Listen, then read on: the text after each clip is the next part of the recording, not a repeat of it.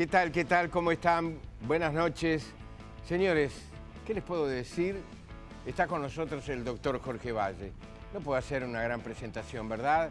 Es una de las figuras públicas más conocidas de nuestro país. Va a ser una buena noche para ver televisión. Vamos a hablar de muchísimas cosas. Vamos a la presentación. Político, político de raza.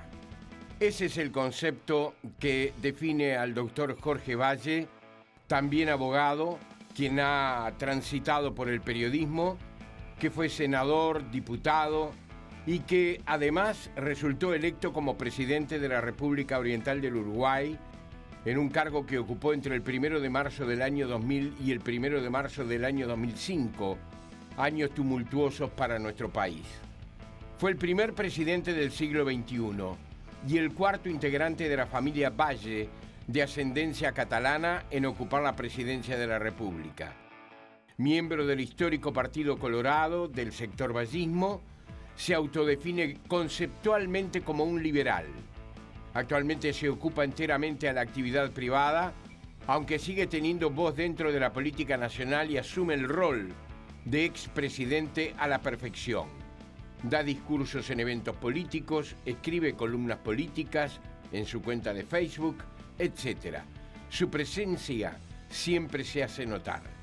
Esta noche, el doctor Jorge Valle, expresidente de la República, es el invitado en Hora Pico.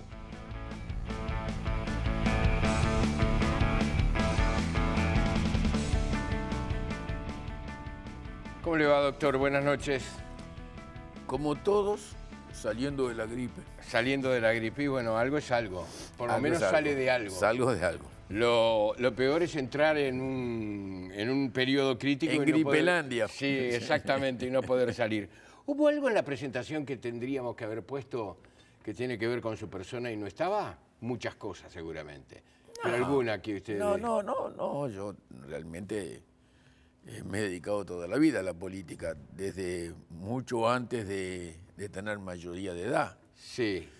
Nosotros cuando éramos chicos, en la época de 1933, cuando mi padre fue deportado a distintos lugares, a Río de Janeiro, a Mar del Plata, a Belgrano. Tuvo bastante tiempo sin verlo incluso, ¿no? Bueno, iba y venía, mi padre iba y venía. Me pasó una cosa fantástica. Mire, le voy a contar.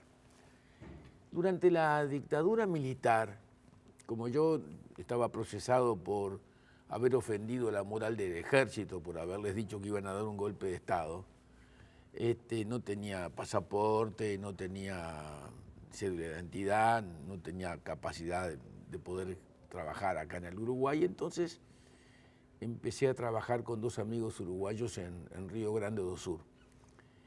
Y cuando estábamos trabajando en Río Grande do Sur, lo que hacíamos era exportar gado agá, Hereford, o sea, calificado como no como ganado de pedigre, sino un ganado mejorado, de categoría, que lo comprábamos acá y luego lo exportábamos a Brasil.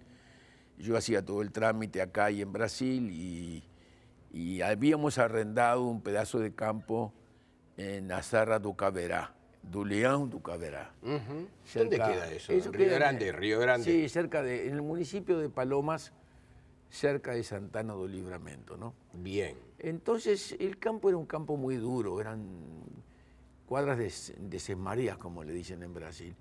Y buscamos mudarnos porque el ganado era mejor que el campo y lo teníamos que vender en las ferias, en las fieras, en los leilones. Y entonces pensamos los tres, éramos tres uruguayos, ir a Don Pedrito, una ciudad cerca de Poncho Verde, cerca de la frontera uruguaya, a buscar un campo mejor. Y como no conocíamos a nadie, miramos la guía y dijimos, bueno, este señor que vende los adubos Trevo, o sea, adubo quiere decir el fertilizante, trébol, ha de ser una persona que conoce la zona, y fuimos a la casa de ese señor. Y cuando llegamos a la casa en Don Pedrito, nos presentamos fulano, mengano, sutano, y usted me dice, Valle con B larga, sí, sí, sí. ¿Del Uruguay? Sí, sí.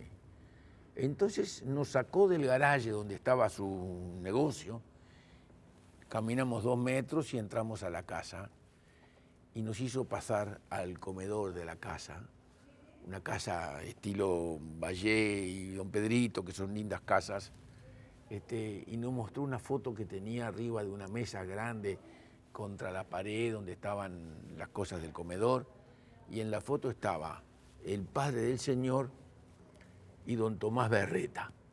Mire usted. El padre del señor era cónsul honorario del Uruguay en Don Pedrito, designado por don Tomás Berreta antes del golpe de Estado de don Gabriel. Sí.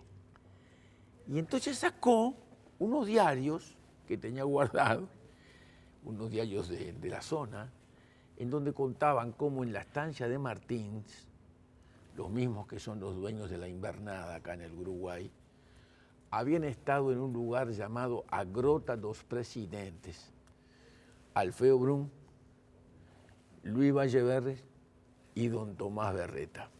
Fantástico. Organizando el intento de revolución desde el Brasil contra el gobierno de don Gabriel Terra. A ese lugar no sé quién nos llevó, pero caímos allí. Sí. Caímos allí, nunca más dejé de tener relación con esa persona. Y cuando, bueno, llegué a la presidencia de la República, años después, porque pasó la recomposición democrática y pasó el gobierno de Julio y pasó el gobierno de Lacalle y el segundo gobierno de Julio, y cuando yo llegué, cayó el 1 de marzo a saludarme en qué maravilla, ¿no? En el Victoria Plaza. Qué maravilla. Un recuerdo fantástico. Después de 30 y pico y 40 años, yo había llegado al mismo lugar a donde había estado mi padre con don Tomás y con Alfeo en 1933. ¿Ese era su propósito, doctor? ¿De cuál? ¿Llegar al lugar donde había estado su papá? No, no, yo no sabía que había estado ahí. Sí. No sabía, a Homero Vítora, sí, que es el nombre de este señor, sí, yo no sabía que mi padre había conocido al padre de él. No tenía la más mínima idea. ¡Qué maravilla! Más el padre de él era el que guardaba las armas. Un día su mamá Matilde me contó, en la época en que su papá era un fugitivo, estaba bueno, no era un fugitivo, era una persona deportada. Deportado, chao. Sí, sí, ahí está. Que hacía muchas semanas que no la veía. Sí. Me contó su mamá Matilde, una persona muy interesante, su mamá, una persona realmente interesante, que estaba, creo que estaba tejiendo, estaba haciendo una actividad manual, no sé cuál era, y de repente siente golpes en la ventana. Era de noche. Y ella dice, me asusté. Es lógico, sí. Porque pensé que de alguna manera algo estaba pasando, un ser extraño había ingresado en mi casa. Y era su papá que había llegado prácticamente... Tenía bigote en aquella época. ¿Ah, sí? Sí, tenía una fotografía con bigote como llamado Conrado López, como si fuera periodista del diario La Razón de Buenos Aires. Bueno, yo creo que esas cosas que nos han pasado a todos, en todo tiempo, en la primera dictadura, en la segunda, en todo tiempo. Pero bueno, son cosas que, en mi caso, por ejemplo, cuando estuve trabajando en Brasil tantos años, la cosa más emocionante fue esa cosa que ni siquiera pensábamos que iba a suceder y que por accidente llegamos al mismo lugar a donde había llegado hace 40 años antes don Tomás Berreta, sí, mi padre y Alfeo Brum. Si se lo hubiera propuesto quizás no lo hubiera logrado. No, pero además tampoco lo tenía como objetivo en la vida, simplemente estábamos buscando un lugar para trabajar un poco mejor que lo que trabajábamos en el municipio de Palomas y arrendamos un campo cerca de Don Pedrito, en Rincón do Barreto, que es un lugar un poquito más al norte, pero muy buenos campos, muy buenos campos. La familia Martins, que tiene los campos de la Invernada en el Uruguay, los famosos campos de la Invernada. Lecor le manda decir al emperador, cuando Rivera estaba invadiendo las Misiones. Es una de las debilidades del doctor Valle, la historia nacional. Sí, porque no la historia de Peñarol. Claro, está bien, está bien, está bien. Está bien. Lecor le manda decir, mire, o usted manda tropas o hace la paz.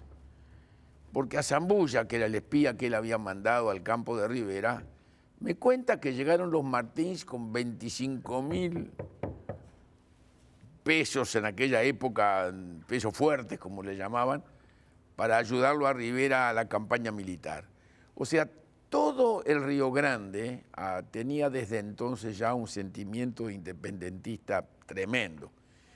Y cuando usted va a Río Grande, y por ejemplo, que yo soy gremista, ¿no? Yo soy del gremio, porque soy de Ancheta y de León. Claro. Y cuando usted va a Río Grande, y como yo he ido como presidente a menudo, porque, en fin, tengo muchas vinculaciones personales de allí a lo largo de tantos años, y tocan el himno brasilero, y luego cantan después del himno brasilero el himno de Río Grande, lo cantan hasta con más unción y con más entusiasmo y con más fuerza, y es el único estado en donde eso sucede, hasta el día de hoy. Río Grande, no entiende usted la historia del Uruguay sin conocer la de Río Grande y recíprocamente, porque es una cosa completamente unida desde la época de Artigas. Doctor, usted tiene muchos recuerdos. Bueno, ¿Qué hace con esos recuerdos? Y bueno, se los cuento a mis nietos. ¿Sí? Sí, no, alguna gente me ha dicho que escriba. Y yo no, En primer lugar, ¿por qué no ha escrito de eso? En primer lugar, yo no sé escribir bien. Bueno, no pero lo sé. Siempre hay un corrector, siempre hay alguien que lo puede pero hacer. ¿sabe lo que sucede? Vea, mire, yo Sí. le voy a decir una cosa, lo que me pasa a mí, porque se lo he explicado a todas las personas que vienen a preguntarme eso y que inclusive mi mujer me dice, Mercedes me dice, pero ¿por qué no escribís estas cosas? Yo Sí. le digo lo siguiente. Por una razón casi genética, natural, a mí me interesa mucho más el futuro que el pasado. ¿Qué puedo contar yo? Experiencias personales. Muchas. Sí, y ¿sabe qué? Sirven de poco las experiencias personales o las anécdotas de lo que me pasó en tal fecha o en tal otra cosa para que la gente piense cómo vamos a resolver los problemas que tiene nuestra sociedad mañana. Depende del momento histórico al que se refiera. Usted ha pasado por momentos históricos muy complicados en la vida del Pero completamente distintos a estos. Sí. No tienen nada que ver. No tienen absolutamente nada que ver. Recuerdo que una vez, hace poco tiempo, vinieron unas personas a decirme que hiciera un relato sobre cuál había sido la situación del Uruguay durante la crisis. Y estaba Europa en ese momento en un proceso bastante parecido. Y yo dije, no tiene nada que ver. Son cosas completamente distintas, realidades distintas, soluciones distintas, caminos distintos. A mí lo que me preocupa siempre, no ahora, no lo digo ahora porque no estoy en el gobierno, siempre me preocupó el porvenir.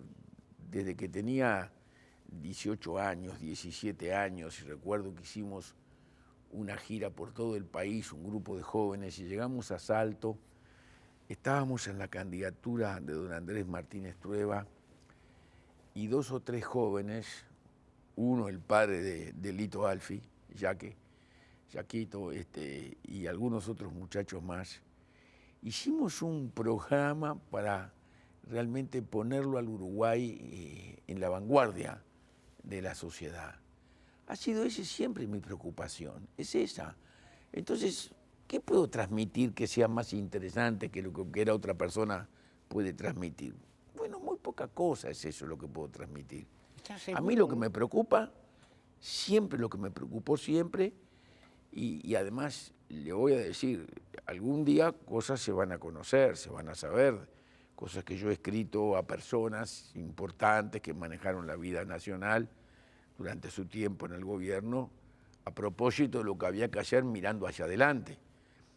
Porque ese es el problema básico que a mi juicio tiene el Uruguay. El Uruguay, el problema más serio que tiene es cómo puede pensar de sí mismo afuera de los recuerdos transmitidos por mayores, de lo bueno que fue un tiempo que pasó hace muchos años, y cómo podemos instalarnos de nuevo en ese tiempo.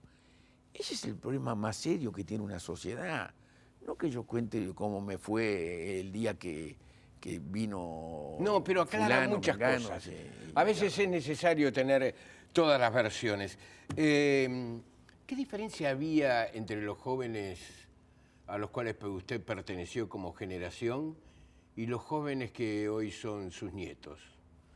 Una diferencia enorme. Los jóvenes que hoy son mis nietos manejan el tiempo y el espacio.